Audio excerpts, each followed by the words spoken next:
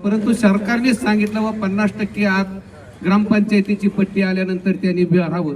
त्याचीही मुदत आता 31 मार्च पर्यंत केलेली आहे. हा लाभ आपल्याला सगळ्यांना घ्यायचा आहे आणि याच्यामधून सुद्धा आपल्याला निधी मिळायला अडचण नाही. कारण मोठे गावांचा जर निधी थांबला, पंचायत म्हणजे पंचायतीचा लय मोठा कारभार अजिबात नसतो.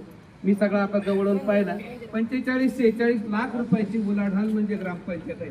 परंतु राजकारणाचा त्याला कवर जास्त असतो, त्याच्यामुळे त्याचं आणि बाकीच्याही गोष्टी आता आपण बाकीचे रस्ते केले, सगळं केलंय. आता ह्या गोष्टी आपण करणार आहे. शाळेचा परिसर असू द्या, मंदिरांचा परिसर असू द्या, स्वच्छतेवर लक्ष ठेवणं ही काळाची गरज झालेली आहे.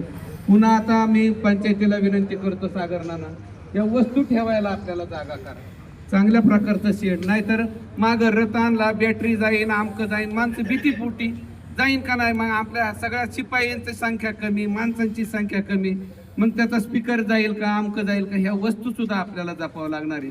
आपण सुद्धा स्मशानभूमीच्या जवळ एक शेड बांधता येतंय का, त्याचं का आत राहील का. कारण आपल्याजवळ कचऱ्याची गाडी, ट्रॅक्टर झाला, डम्पिंग झाला, 30 मशीन झाली आणि रथ झाला. ह्या सगळ्या गोष्टी ह्या सुद्धा सुरक्षित राहणं ही लोकांच्या दृष्टीने काळाची गरज आहे.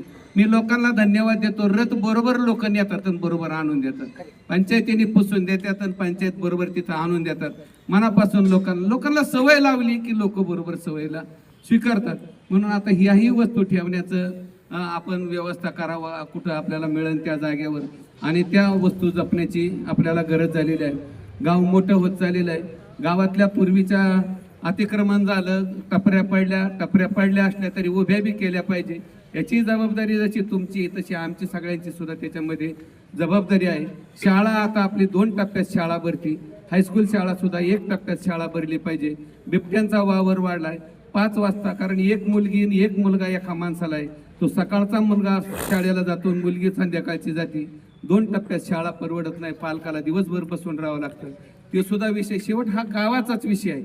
म्हणून आता आपल्याला ह्याही गोष्टीमध्ये सुद्धा लक्ष घालून या यंत्रणा आपल्याला भविष्य काळामध्ये करावं लागतील.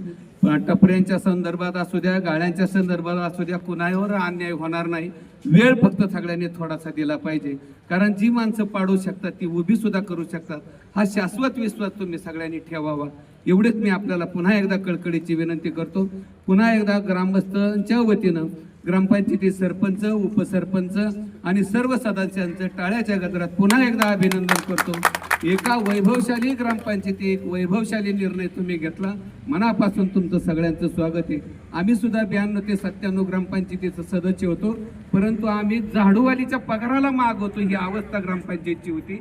आज झाडूची मशीन आणू